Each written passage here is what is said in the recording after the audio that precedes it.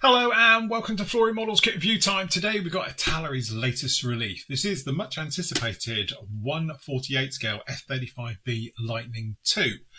So I know obviously a lot of people are sort of judging this one against the Kitty Hawk one, which we've done a review of a long time ago. And to be honest, that kit had lots of problems. The instructions were awful. It had a lot of fit issues, especially if you wanted to close it up and things like that. And again, it was sort of Kitty Hawk's early days, and whilst they were getting better and better, they just sort of fell short at every hurdle, so to speak. So it's really nice to see we've got a 48 scale one from a different stable, completely different, new tooled, and everything for us to have a look at. So as we can see down in here, we've got lovely box art with obviously the one off the Queen Elizabeth for the Royal Navy's F-35B. As we can see down in here, it does say that it's got stupid decal sheet. There's 5 options as well down in here as well, and a few of the other bits down in here. So you can see we've got some pictures on the back. Showing it. I think that's probably more CAD than anything else. We do get a little bit of photo etch as well. Kit number for this one is 2810. We've got down in here. It says about the actual dimensions on this one as well, which I can't see. Let's have a look. 32 centimetres, which is about right. Again, I always think the F-35 is one of those, see it on photos, it looks quite small. It's not. It's a nice one. And again, we've got some of the actual marking options down in here. So if we have a quick look, we've got Marham's one. So we've got the OCU, the Operational Conversion Unit as well. We've got one from 617 out of Marham. Then we've got Marine Corps out of Beaufort. And then we've got one out of Yuma, Arizona. And we've got another one out of, somewhere else as well. So, yes, very nice marking options. So the box is sealed. I haven't seen in here. I haven't seen a review on this or absolutely anything, as always. So it makes it a bit more interesting. So we'll just undo those.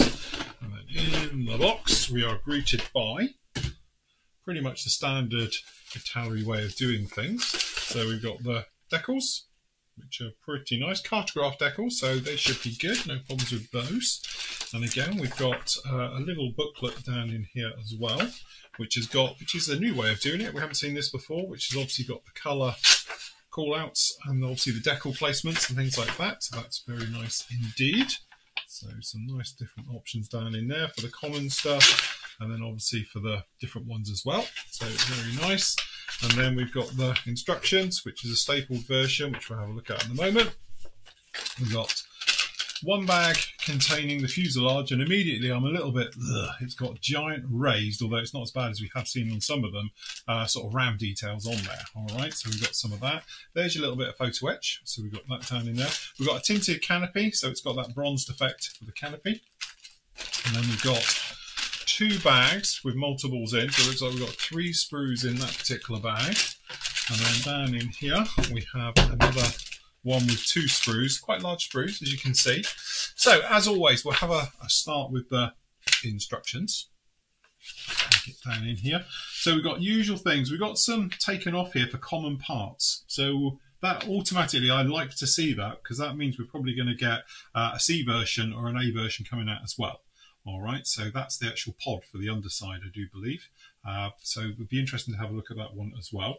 Anyway, pretty much standard to what we seem to see with Iteleri's way of doing it. We've got the seats going together, and then we've got a one-piece harness system, which is sort of bend and paint to put all in together. We've got the ejection pull cord, a couple of the attachment points on the side of the seats, and then into the cockpit. And like I've often said, don't worry too much about the cockpit, because there's not a lot in it. Modern jets, it's all touchscreens up the front.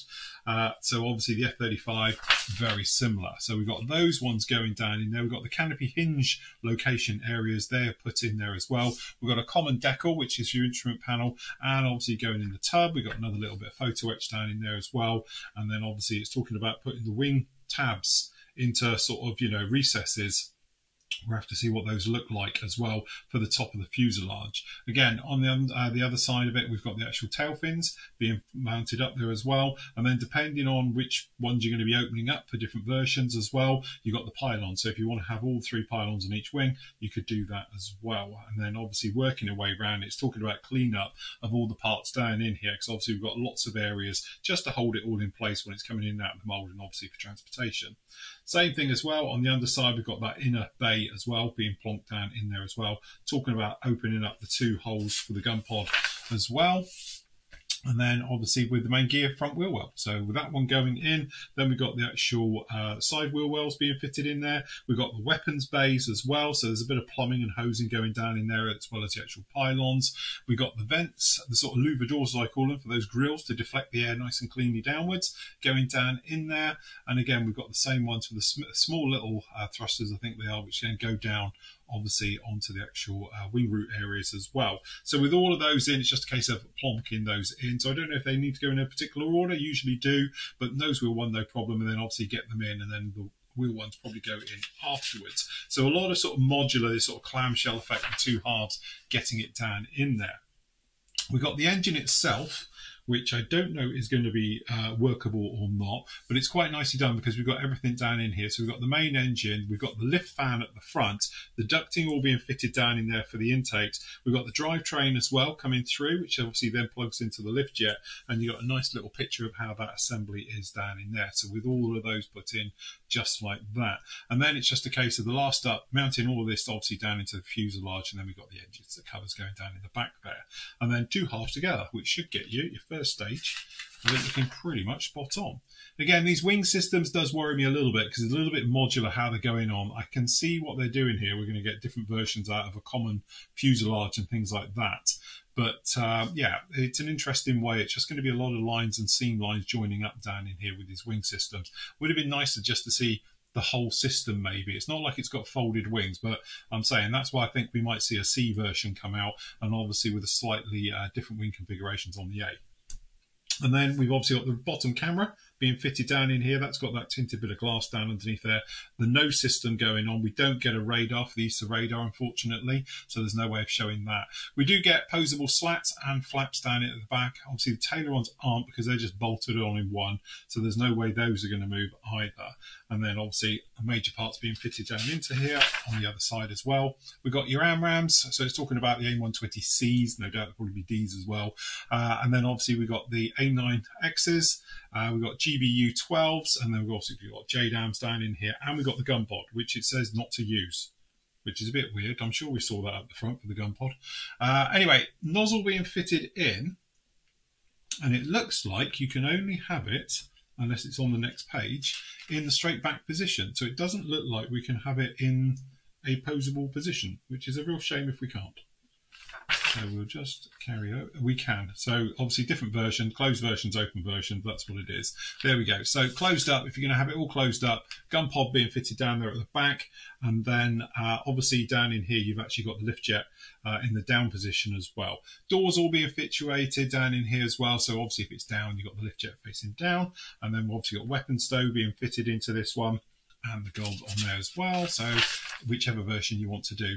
AIM-120s down there, obviously fitted into the racks as well, so we've got those ones to go in there being fitted all in. You've got, it's quite complex under here, but let's face it, it does look good with it all open down in there. Outer bay doors being fitted down onto this one, obviously both sides, pretty standard. And then obviously we've got geared doors cutting off the tabs if you're going to go with it closed, and then again we've got the various ones, the little lift jets on the side as well, so we've got the doors open for those, and again depending on which way you're doing it, looks like we get weight on wheels, which is quite nice.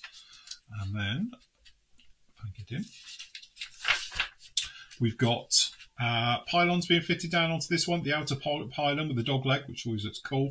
Then obviously being fitted out with a weapons fit if you want to put external stores onto it. Then we've got the boarding ladder, which is another nice touch with this one, open or closed. And then obviously we've got the canopy, which again will be open or closed, no doubt, down into this one.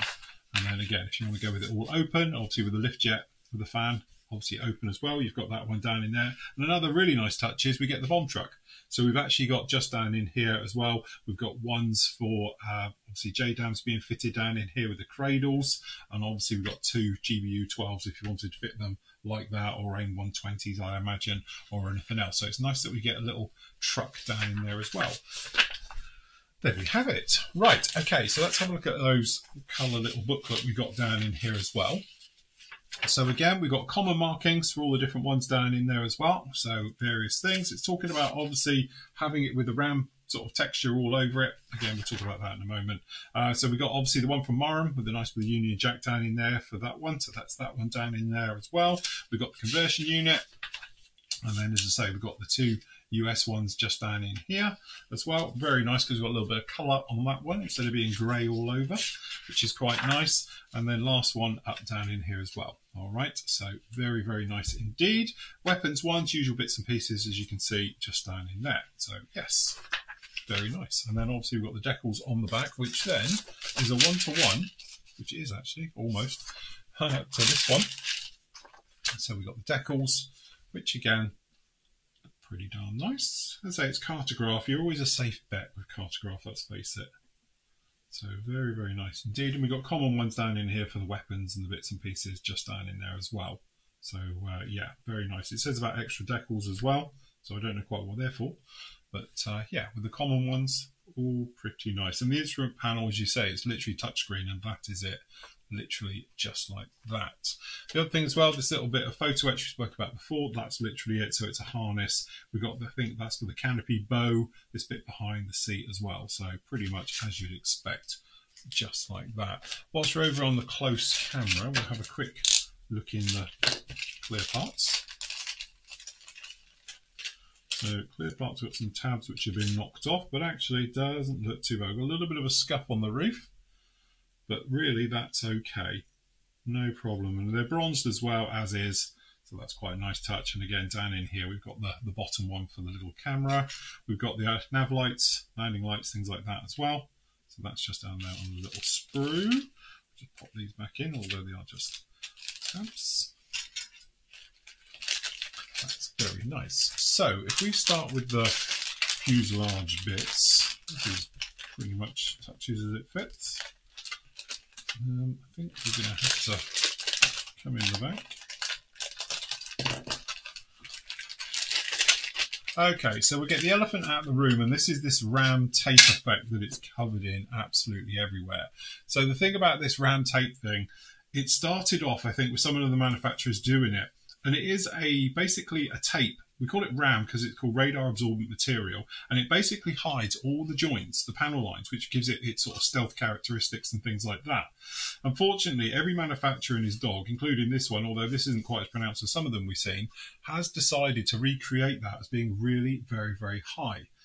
But again, even if you look at the box art, which we can see here, the box art doesn't even show it because nowadays they don't really have it. It's still there, but it's just a thin, very much, you know, a thing that's put on. But also the actual tape is the same colour now as the actual sort of camo colour or the sort of material paint that is used on the aircraft itself. So it's not like it's some giant difference between the two, but unfortunately it stands out very, very strong on all of these kits, and it'd be very nice if it was almost like a decal as well that you could place down or something else like that, or definitely make it a lot less raised and pronounced, and that's a real shame because, as I say, if you've ever been up to one close, you'll know it does have some areas but not everywhere, and when you see these, they are literally covered everywhere with it. Apart from that, it's the usual sort of texture. We've got this sort of normal texture with it, which is a little bit gritty, but obviously it takes paint quite well, and we're talking about moving these out. The cockpit area, the front end looks quite nice. It looks quite sharp down underneath here, no real problems. Can't see any sink marks on this. So that's quite nice all the way through. The underside, and again, this is something where you'll be chopping it apart with all these different bits, but obviously if I had them all out, it'd be very, very flexible. But again, all of this is just a little bit too heavy for my eye. But generally, I think it is okay. It's one of those where I think, as a side-by-side, it's going to be all right. Obviously, you could sand this down a little bit, and you don't have to paint it up either. You could just leave it in there, and that will dull it down quite a bit. But it is just very, very sharp and very, very raised, which is a shame really, because I'd like to see one that's a little bit more natural. Okay, so into the big sprues here, and they are quite big sprues. What we've got first up, move that out of the way, we'll look at the wings first. So over here on the wings, looking quite nice, but again, this is so pronounced. Now, obviously, these ones over here, if we start working our way around it, these are going to be pronounced, but not as much as that. These are obviously where the hard points are going to be going on and things like that. So when we turn over, you can see you've got the holes through. But again, they're not that raised.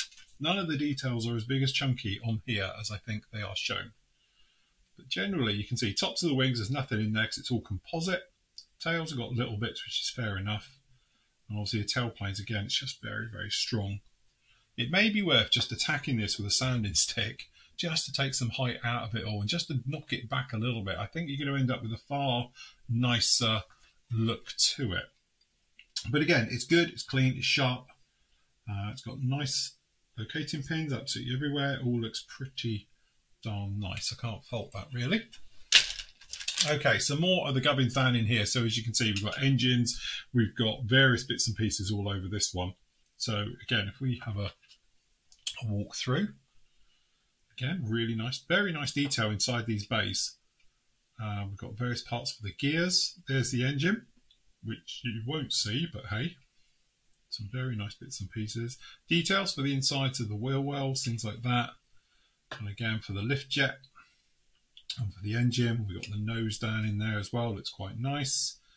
And various details to make our way through and on. So yeah, plenty nice. It's really nice, strong, crisp look to it, to be honest. It's not as soft and, yeah, delicate. The only thing, again, we have got some, you know, sort of ejector pins in some areas, things like that. I don't know if you're actually going to see those, but it actually looks nice. The nozzle itself is actually very nice, this sort of one-piece nozzle down in here. So that's quite good. The seat looks pretty darn good. Okay, so